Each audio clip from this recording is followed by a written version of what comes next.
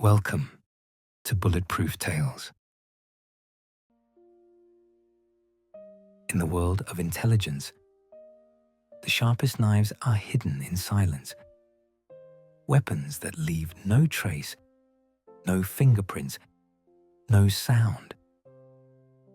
For years, the CIA wielded an invisible arsenal. Malware, exploits, and digital skeleton keys designed to slip into the devices we carry every day. But in 2017, those secrets spilled into the light. They called it Vault 7. And to this day, it remains the largest leak in the history of the CIA. On March the 7th, WikiLeaks dropped a bombshell, a release of over 8,000 pages of classified material, codenamed Year Zero. Inside were the blueprints of the CIA's Cyber Warfare Division. It revealed tools with names pulled from science fiction. Weeping Angel, a program that could turn a Samsung Smart TV into a live microphone, even when the screen looked dark. Marble Framework, an anti-forensic tool that disguised the origin of code, planting false flags to mimic Russian, Chinese, or Middle Eastern hackers. Hive, a command and control network that allowed CIA implants to quietly phone home. Scribbles, a tool to watermark and track stolen documents. Each release peeled back another layer. Dark Matter, Grasshopper, Couch Potato.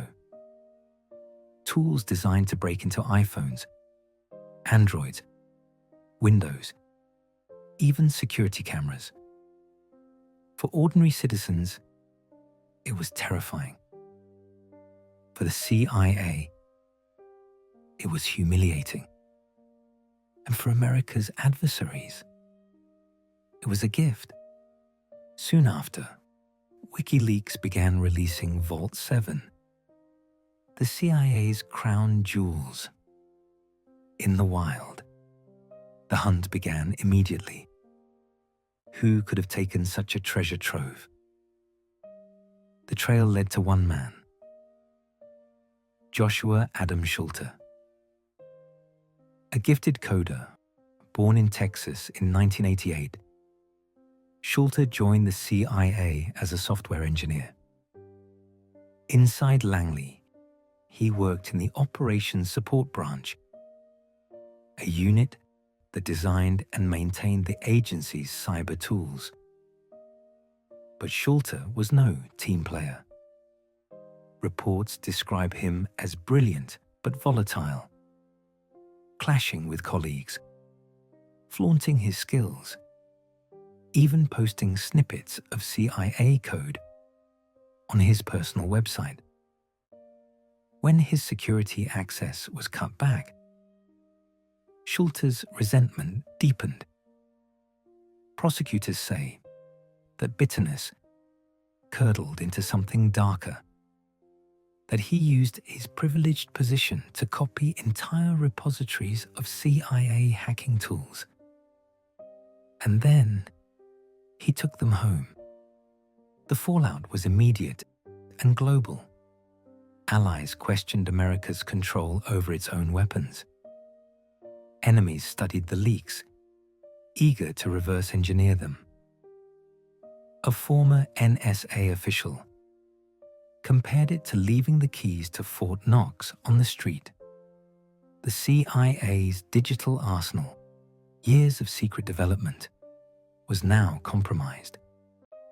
The very tools meant to safeguard America became potential weapons in the hands of rivals. The agency called it catastrophic. Former intelligence officers called it a betrayal without equal. In 2018, the FBI arrested Schulte. He was charged under the Espionage Act, accused of committing the largest breach in CIA history. His first trial in 2020 ended in a hung jury on the most serious charges, but the government was relentless. In 2022, Schulte was convicted of espionage and computer crimes, and the story didn't end there. Investigators discovered he'd been hoarding child sexual abuse material. Separate charges followed, stacking even more years onto his fate. In February 2024, the gavel fell. Joshua Schulte was sentenced to 40 years in federal prison. His name now synonymous with the darkest insider betrayal in American intelligence. The story of Vault 7 is more than the downfall of one man. It is a reminder of fragility, that the most powerful intelligence agency in the world could be undone from within. That secrets, once spilled, can never be contained. And that, in the 21st century, wars are not only fought with bullets and bombs, but with malware, exploits, and the invisible strings of cyber espionage. Vault 7 was a digital Pandora's box. Once opened, it could never be closed. And in its wake, it left a warning. In the age of information, betrayal can be as deadly as any bullet. Join us next time. Subscribe for more bulletproof tales. And remember, ideas are bulletproof.